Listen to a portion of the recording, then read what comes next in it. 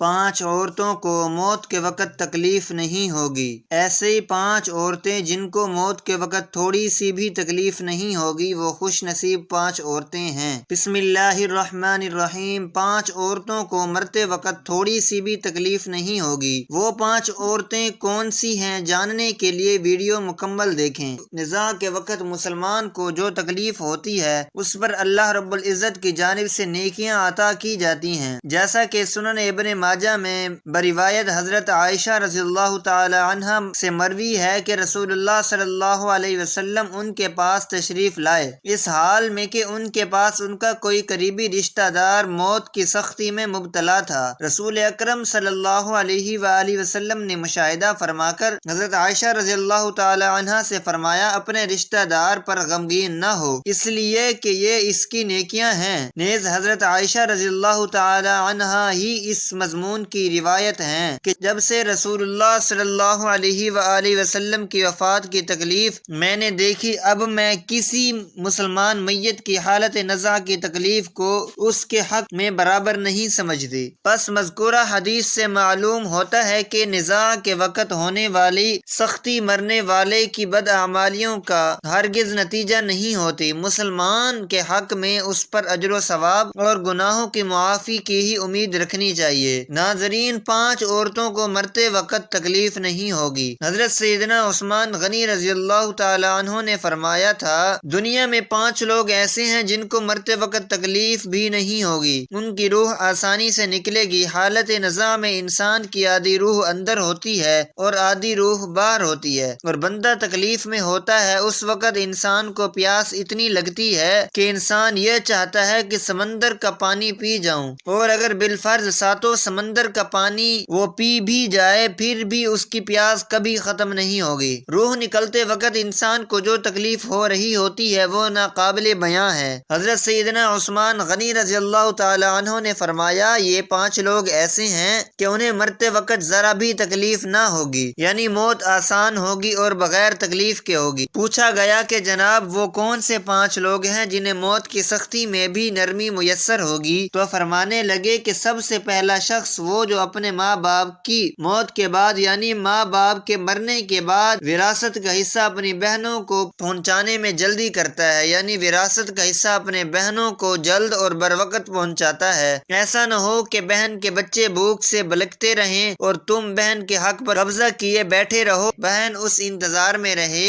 کہ میرا بھائی کب مجھے میرے ماں باپ کی وراثت میں سے حصہ دے گا۔ بہت بار یہ بھی دیکھنے میں آتا ہے کہ بہن کی شادی نہیں ہوئی، جبکہ والدین دنیا سے رخصت ہو گئے تو بھائی نے کہا کہ کوئی بات نہیں، جب بہن کی شادی کروں گا تو اس کا حصہ اسے جہیز کی صورت میں دے دوں گا۔ یاد رہے کہ اسلام میں بہنوں کو جہیز دینا فرض نہیں، جبکہ ان کا وراثت حق دینا فرض ہے۔ دراصل عورت کو جہیز دینا یہودیوں کی رسم ہے، اسلام اس کی ترغیب نہیں دیتا، لیکن اسلام میں عورت کا وراثتی حصہ دینا فرض ہے۔ واضح رہے کہ والدین کے ترکہ میں جس طرح ان کی نورینہ اولاد کا حق و حصہ ہوتا ہے، اسی طرح بیٹیوں کا بھی اس میں شرعی حق و حصہ ہوتا ہے۔ والدین کے انتقال کے بعد ان کے ترکہ پر بیٹوں کا خود تنہا قبضہ کر لینا اور بہنوں کو ان کے شرعی حصے سے محروم ناجائز اور سخت گناہ ہے۔ بھائیوں پر لازم ہے کہ بہنوں کو ان کا حق و حصہ اس دنیا میں دے دیں، ورنہ آخرت میں دینا پڑے گا، اور آخرت میں دینا آسان نہیں ہوگا۔ حدیث مبارکہ میں اس پر بڑی وعیدیں آئی ہیں۔ حضرت سعید بن زید رضی اللہ تعالی عنہ فرماتے ہیں کہ رسول اللہ صلی اللہ علیہ وآلہ وسلم نے فرمایا، جو شخص کسی کی بالشت بھر زمین پر بھی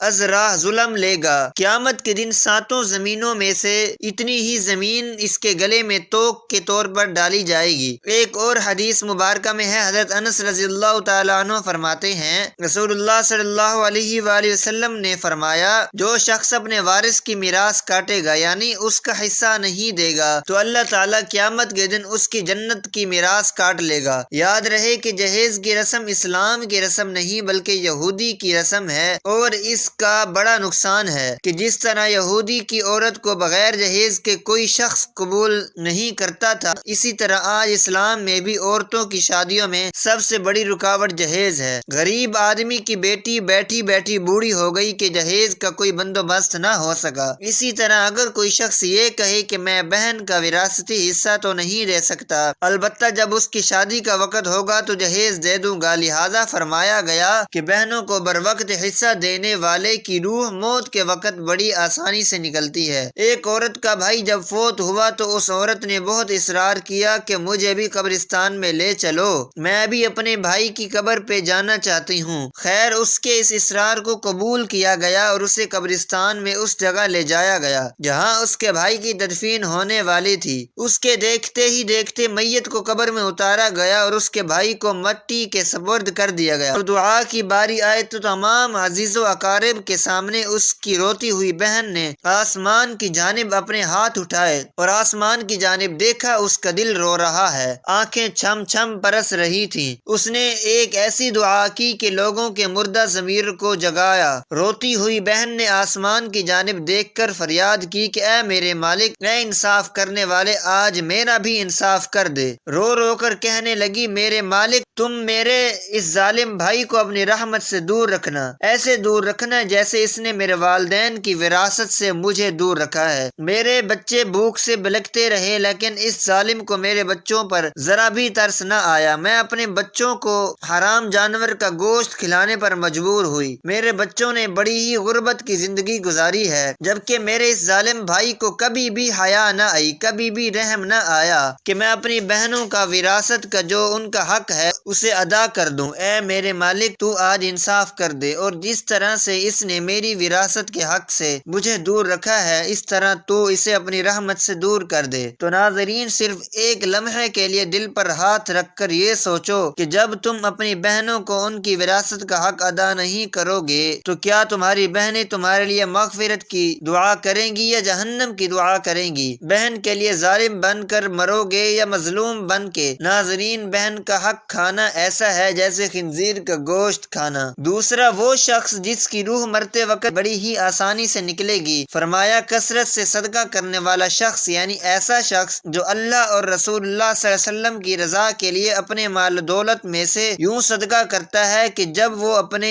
ایک ہاتھ سے کسی کو دیتا ہے تو دوسرے ہاتھ کو پتہ بھی نہ چلے، یعنی دوسرا انسان وہ ہے جو کثرت سے صدقہ کرے گا تو اس کی موت کے وقت اس کی روح آسانی سے نکلے گی اور جان کنی کا عمل اسی کے لیے تکلیف دہ نہیں ہوگا۔ نمبر 3، ایسا انسان جو اپنی فیملی سے اچھا سلوک کرنے والا ہے، یعنی اپنے ماں باپ، بیوی، بچوں اور بہن بھائیوں سے نرم دلی کا رویہ رکھنے والا ہے، اپنی بیوی بچوں سے پیار کرنے والا ہے، حلال کا لقمہ کما کر اپنی بیوی بچوں کی کفالت کرنے والا ہے۔ بزرگان دین فرماتے ہیں کہ جب رزق تنگ ہونے لگے تو دسترخوان کو وسیع کر لیا کرو، یعنی اپنے بیوی بچوں پر خرچ کرنا بھی صدقہ ہے، انہیں کھلانا پلانا صدقہ ہے۔ لہذا ایسا شخص جو اپنی فیملی پر خرچ کرتا ہو اور ان سے حسن سلوک کرتا ہو تو جب وہ دنیا سے رخصت ہوگا تو اس کی روح نکلنے میں آسانی ہوگی اور اسے کوئی تکلیف نہ ہوگی۔ اسی طرح حضرت عثمان غنی رضی اللہ تعالی عنہ نے فرمایا، جو شخص یہ سوچ کر نماز ادا کرتا ہے کہ جو نماز وہ ادا کر رہا ہے وہ میرے نبی صلی اللہ علیہ وسلم کی آنکھوں کی ٹھنڈک ہے، نماز دین کا ستون ہے، نماز مومن کی معراج ہے، اسلام و کفر میں تفریق ہے، تو 5 وقت کا نمازی موت کے وقت کسی قسم کی سختی میں مبتلا نہ ہوگا۔ پھر فرمایا 5واں وہ شخص ہے جو قرآن کی تلاوت کرے، یعنی خود بھی قرآن پڑھتا ہو اور دوسروں کو بھی قرآن سکھاتا ہو۔ پھر فرمایا راتوں کی تنہائیوں میں اٹھ کر قرآن پڑھا کرو اور پڑھتے وقت رویا کرو۔ فرمایا اگر رونا بھی نہ آئے تو رونے کی کوشش کر لیا کرو۔ حضرت علی ہجویری گنج بخش رحمۃ اللہ علیہ سے کسی نے پوچھا، حضرت اگر رونے کی کوشش بھی کرے اور پھر بھی رونا نہ آئے تو پھر کیا کریں؟ تو فرمایا پھر اپنے مقدر پہ رویا کرو۔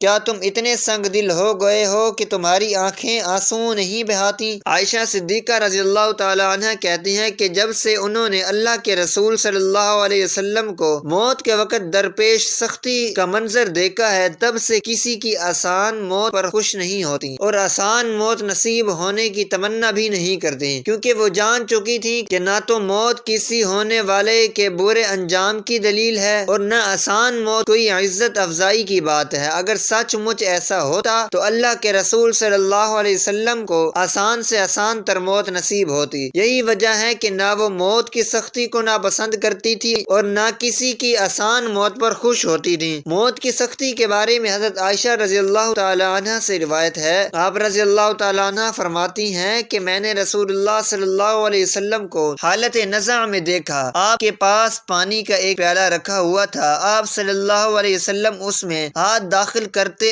اور پھر اپنے چہرے پر پھیر لیتے اور فرماتے کہ یا اللہ موت کی سختی میں میری مدد فرما۔ مختلف احادیث مبارکہ سے معلوم ہوتا ہے کہ مومن کی روح بہت آسانی سے نکلتی ہے اور روح نکلتے ہی اس کے لیے خوشخبریاں شروع ہو جاتی ہیں، جبکہ کافر کے بارے میں آتا ہے کہ اس کی روح انتہائی سختی کے ساتھ قبض کر لی جاتی ہے اور اسی وقت سے ہی اس کے برے احوال شروع ہو جاتے ہیں۔ البتہ متعدد احادیث مبارکہ میں بھی یہ مذکور ہے کہ اللہ تعالیٰ نے موت کے اندر ایک ایسی شدت اور سختی رکھی ہے کہ اس کا احساس دنیا سے جانے والے ہر شخص کو ہوتا ہے، خواہ وہ نیک مسلمان ہو یا بد ہو یا کافر ہو، لیکن مومن پر جو تکلیف آتی ہے وہ اس کے گناہوں کی معافی اور درجات کی بلندی کے لیے ہوتی ہے، جبکہ کافر پر تکلیف اس کی بداعمالیوں کی سزا کے طور پر آتی ہے۔ چنانچہ ایک حدیث میں آتا ہے کہ مومن گناہ کرتا ہے، اس کی وجہ سے اس پر موت کے وقت سختی کی جاتی ہے تاکہ اس کے گناہوں کا کفارہ ہو، اور کافر بھی نیکی کے کام کرتا ہے تو اس پر اس کی موت کے وقت کچھ آسانی کر دی جاتی ہے تاکہ اس کے ان اچھے کاموں کا بدلہ ہو۔ مکتبۃ العلوم اس حدیث سے یہ بات معلوم ہوتی ہے کہ ہر شخص کی موت اس کے دنیا میں کیے گئے اچھے اور برے اعمال کے مطابق ہوتی ہے۔ تاہم حضرات علماء کرام اور محدثین رحمہ اللہ تعالی نے یہ لکھا ہے کہ مومن کو جو بھی تکلیف ہوتی ہے وہ تکلیف اس کے گناہوں کی بخشش کے لیے ہوتی ہے یا اس کے درجات کی بلندی کے لیے ہوتی ہے۔ وہ حالت نزع عین روح نکلنے کے وقت سے پہلے ہوتی ہے، اور جب اس کی روح نکل رہی ہوتی ہے تو اس وقت اللہ تعالیٰ اس کی تمام تکالیف کو دور فرما کر سہولت اور آسانی سے روح قبض کر لیتے ہیں اور آنے والے مراحل بھی آسان فرما دیتے ہیں۔ واللہ اعلم۔ اللہ پاک سے دعا ہے کہ ہم سب مسلمانوں کی موت کے وقت کی سختیوں کو دور فرما کر ہمارا خاتمہ ایمان پر نصیب فرمائے، آمین۔ ناظرین، کمنٹ باکس میں اللہ تعالیٰ کے 99 ناموں میں سے ایک نام ضرور ٹائپ کریں۔